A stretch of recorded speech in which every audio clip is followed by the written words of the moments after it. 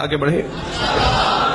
میدان میں سرکار جو لے کر گئے صرف 5 ہستیوں کو، اس کا ایک موٹا سا سبب یہ تھا کہ اگر زمین اور آسمان نے کوئی سچا دیکھا ہے تو اسے ابو ذر کہتے ہیں. نبی فرما رہے ہیں اس زمین اور آسمان نے ابو ذر سے زیادہ سچا نہیں دیکھا. یا رسول اللہ پھر ابو ذر کو کیوں نہیں لے کے گئے؟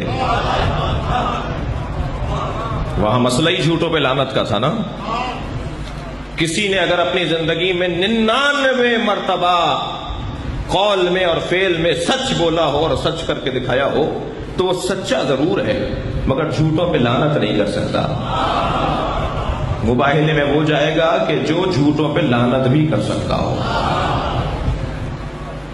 اچھا، بہت سے لوگوں کو اس لفظ لعنت سے بڑا تناؤ ہے، کھچاؤ ہے، ذرا ٹینشن ہے، پریشانی ہے. شاید مجھے اس لیے نہیں ہے کہ میرے پیر اور مرشد جو ہیں ان پہ لعنت جاتی نہیں ہے.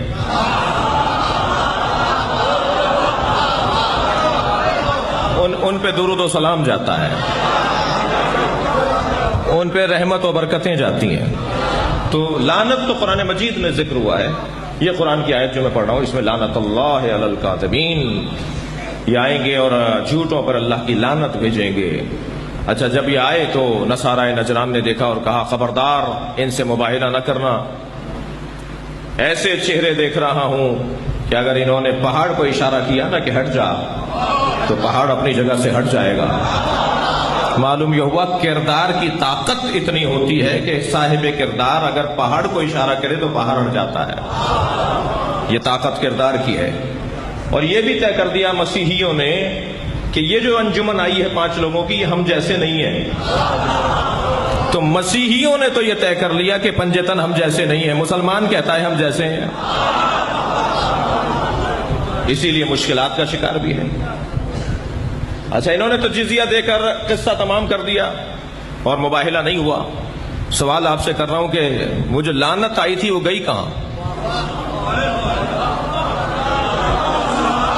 توجہ کر رہے ہیں آپ؟ لعنت آئی تھی نا اللہ کی جھوٹوں پر، تو یہ تو سچے تو نہیں ہو گئے، جھوٹے تو رہے یہ، مگر یہ لعنت گئی کہاں؟ انہوں نے معافی مانگ لی کہ صاحب ہم سے کچھ جزیہ لے لیجئے، ہمیں معاف کر دیجئے، ہم آپ سے مباہلہ نہیں کریں گے. مباہلہ نہیں کیا ہے، اپنے قول میں سچے نہیں ہوئے، نبی کی بات کو نہیں مانا، مباہلہ نہیں کیا. تو میرے چھٹے امام سے جب پوچھا گیا کہ وہ لعنت گئی کہاں تو حضرت نے فرمایا وہ معلق ہے، جو بھی اہل بیت کے مقابل آتا رہے گا اس میں لعنت آتی ہے.